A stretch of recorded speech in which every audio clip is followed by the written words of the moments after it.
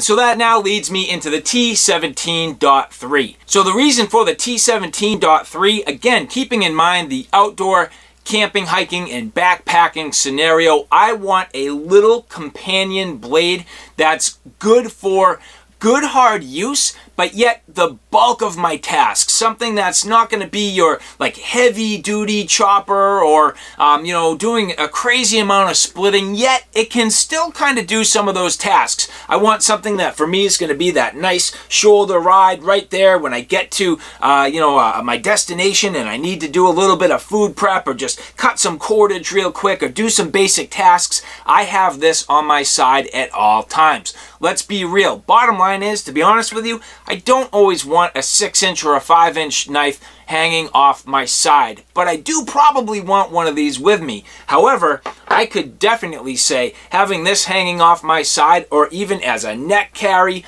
shoulder strap, maybe even lashed to a pack, no problem. This is going to be a good option for a lot of people. Now, the reason why it's designed the exact way it is to be extremely lightweight and compact. This is that small knife. It's not quite a full 4-finger grip. You can get there. You can bear down and do some hard work, but the intent of this grip is to utilize your palm and index this into your palm. Now, I've said it a few times, and if you haven't seen the details just yet, the actual production model, the butt end of this is going to be rounded out just a bit to add extra comfort while it purchases in your palm. So as you can see, that indexes extremely well, and that is a locked-in grip that gives you extreme control over this knife. Feels good on the hands. Now, this particular one does have a sharpened spine, but you can get it with or without. The second one is off to Mark at Extreme Edge Custom Kydex, where we are currently working on our prototype Kydex sheath for this knife. This is going to be a very versatile Kydex sheath. Now, keeping in mind, you have the full-size Kydex for the T17.6. The intent of this T17.3, well, it's going to be your piggyback companion blade. So as you look, this will be basically mounted onto the full size. Now, I'm going to do an entire video on the sheath system alone.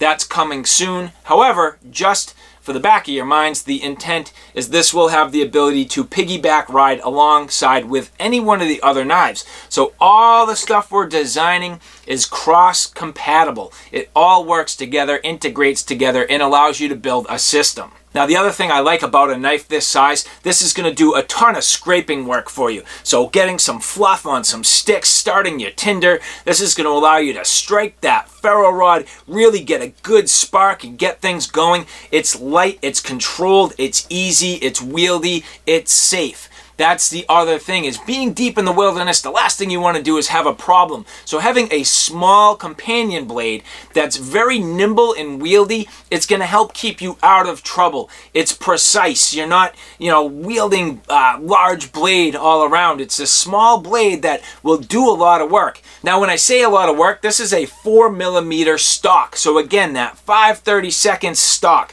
very similar to the T7. And also the exact same thickness as the T17.5. So that one step down from the T17.6, it's still going to be stout, but we have a beautiful grind on here, excellent geometry, great grind angle, and a very comfortable little knife. This thing's capable of doing some serious work. So literally my very first use with this knife. Haven't even used it yet, but this has to be able to baton through this. That's more than, I'd say that's 3/4 of the round on this piece, that the 5 split. Now, this up until literally yesterday was called the T17.4, but there's gonna be a .4. This is gonna be the .3. So you're gonna have a 6.5, a true 4-inch blade, and then this .3, which the .3 is really 3.5-inch cutting edge. So, yeah, pretty cool. So this should be able to do this. I would love to see that it can. I have no way to know but to try.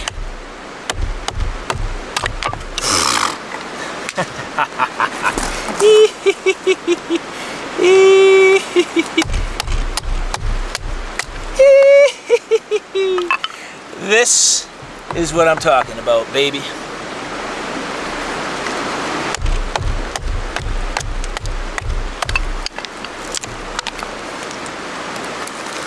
T17.3.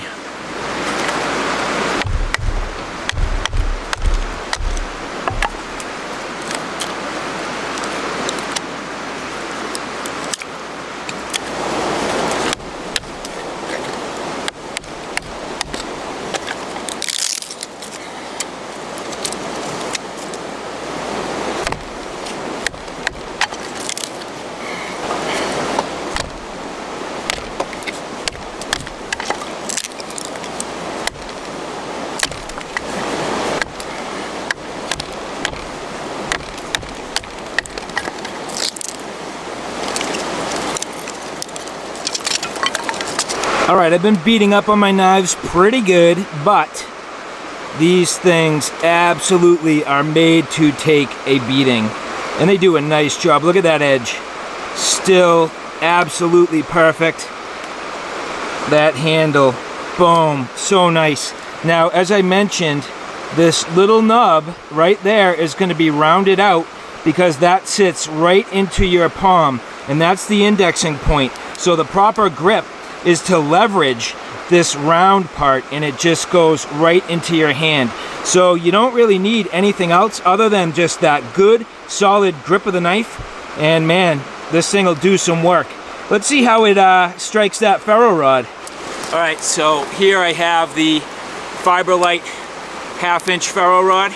Now, instead of using the scraper, I'm going to use this T17.3, even though it says .4 prototype. Now, like any other one of my knives, you can get the sharpened spine. You can choose whether or not you want the sharpened spine. You don't want it, don't get it. You want it? Well, this is what it is. And, you know, beyond that, I'm curious to think we could probably put jimping on this. I hadn't thought of it till now, but why not?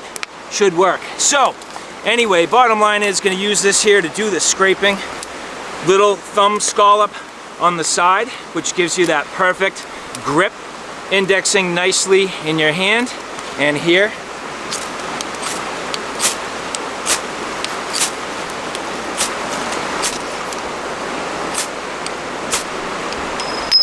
oh, fail.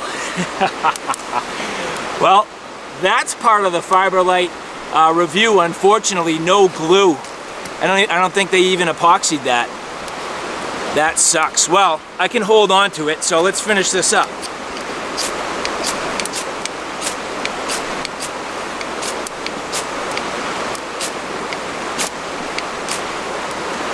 Yeah, that's a little difficult to hold on to, but as you can see, the knife will definitely do the job.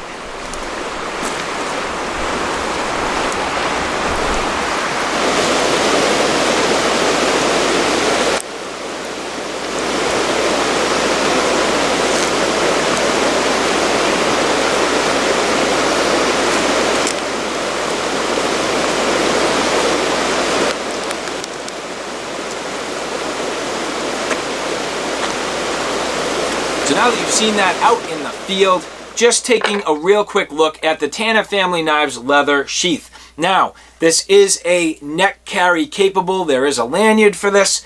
Also, right hand or left hand, just as it comes. So a pouch sheath capable of carrying the knife in either direction. This has a Scout style strap, so a removable nylon strap, but this can be lashed to your belt and carry the knife in the Scout style, which I like. I have been doing this at a regular basis and greatly enjoy it.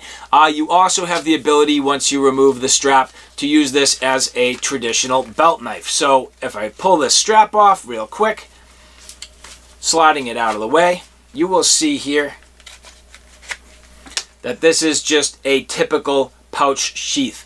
Now, there is the ability to add, again, a lanyard. You could add a D-ring. You could make this a dangler. It's going to be a very versatile little leather sheath, but the full system will be basically built around the ability to take this T17.3 and mount it to your T17.6 or .5 kydex. So again, coming to you with some flexibility and versatility, trying to think through how you might potentially want to use these knives out in the field, not just standalone, but also as a system. So now just weighing these real quick to show you the difference. So here, the full-size T17.6, you'll see it is 12.4 ounces. Now keep in mind, it is going to vary just a little bit depending on the features, the handle scales, the steel. It is going to vary just a little bit. And of course, the full-length cutting edge versus the choil. But here with G10, the 1.2379 European Standard D2 tool steel and a finger choil weighing in at 12.4 ounces. Which now brings you to the T17.5L. So the T17.5L, 8.2 ounces. Now again, keep in mind, this is the Voodoo resin scales, and the blade stock here is thinner. So again, just giving you that real quick comparison, the difference between the 5mm and 4mm stock. You'll see it's subtle, but it's there, and it's just enough to lighten the load. So when you get into the T17.5 and T17.5L, you can definitely lose some ounces. Now let's just say you want a little more proportional blade. You want that blade ratio, handle to blade ratio, a little more traditional. Well, here the T17.5, as you look here, 8.1 ounces. So again, trimming off just a few ounces, getting into that T17.5 over the T17.5L. And last but not least, the little guy, the T17.3, getting it on the scale here. A very, very lightweight small package weighing in at 3.8 ounces. So extremely lightweight. But again, you've seen this knife. It can definitely do some good hard work. Scraping tasks, batoning, cross batoning. It could even do some baby chopping if you needed to. You're not going to hurt it. It's capable of doing it. Nice blade profile. Good for scraping and prying off bark. Getting your food prep, just having that awesome little companion blade while you're out on the trails. So now looking at the length overall here, the T17.6, you will see that ringing in right at that 12.5 inch mark, just shy. So a fairly large and long blade. But again, if you wanted to cut down on size, going with that T17.5L, you still get the full length handle there, but the overall size now going down to closer to 10.5 inches. So you do actually lose about 2 full inches, and the reason being an inch of blade and here the finger choil. So the T17.6 really, as you look here, is more of that like 5 3/4 inch with the finger choil. So the T17.6 is a full-length blade with a nice wide ricasso area. That's not so much the case here currently with the T17.5. So as you look at the T17.5, it is a true full 5-inch cutting edge. T17.5L and T17.5, that full 5-inch cutting edge. Now, as I mentioned, the T17.5, again, being more proportionally traditional. So as you look here, instead of the 10.5 inches that you have on the T17.5L, you actually end up closer to 10 3/4 inches. So about 3/4 of an inch difference in the overall length there. So again, if you want a slightly more compact blade, the T17.5 could do it for you. Nicely balanced, both of these, incredibly well balanced, feel wonderful in the hand. Just a slightly different geometry, the way the T17.5 and T17.5L index, but both beautifully done. And then finally that T17.3. So as you look here, about 7 inches in overall length. So nice little compact knife. You'll see here as you look about that 3.5 inch cutting edge. It's actually between 3.5 and 3 3/4 inches. So just a nice overall shape and size, capable of doing a ton of good work, and it's just the nice way to round out this family. Now, one last thing, as I mentioned, this is the T17.3. and this is the T17.5. Working with the guys from Tanev Family Knives. In the future, we will have a full-sized, four-fingered, full-bodied T17.4. So that will round out the family. So we're getting there. These features all coming together, providing the user with some functionality, flexibility, and a build that suits their needs. So alright guys, there you have it. A look at the T17.5, T17.5L, and the T17.3.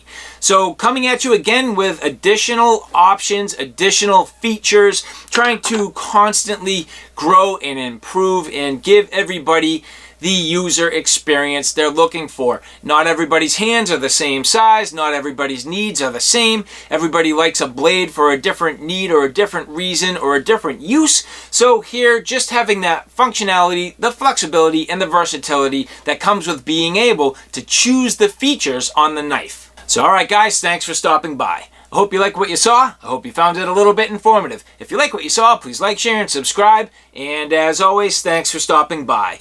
Take care now. I'll see you soon.